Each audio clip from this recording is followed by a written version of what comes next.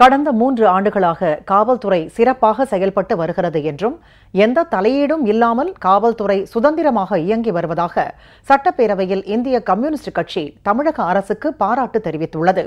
தமிழக சட்டப்பேரவையில் இன்று காவல்துறை, தீயணைப்பு மற்றும் மீட்பு பணிகள் மானிய கோரிக்கை மீதான விவாதத்தில் பங்கேற்று பேசிய இந்திய கம்யூனிஸ்ட் கட்சி உறுப்பினர் திரு குணசேகரன், கடந்த 3 ஆண்டுகளாக தமிழக காவல்துறை மிகச் சிறப்பான முறையில் செயல்பட்டு வருவதாகவும் எந்த தலையீடுமின்றி சுதந்திரமாக செயல்படுவதாகவும் பாராட்டு தெரிவித்தார்.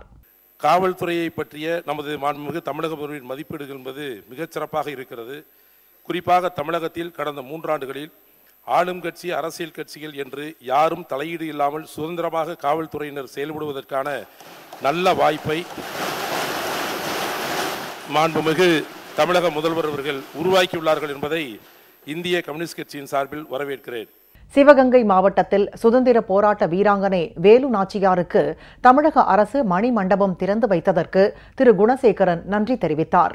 தன்மானத்தோடு மண்ணின் மானம் காக்க போராடிய வீரமங்கை வேலு நாச்சியார் அவர்களுக்கு மணிமண்டபத்தையும், தன்னுயிரை லட்சியத்திற்காக முதல் தற்கொலை போராளியாக மாறிய வீரத்தாய் குயிலிக்கும் நினைவு துணையும் எமது மாண்புமிகு முதல்வர் அவர்கள் சிறப்பாக திறந்து வைத்திருக்கிறார்கள். நன்றி கலந்த வணக்கத்தை, நன்றியை தெரிவித்துக் கொள்கிறேன்.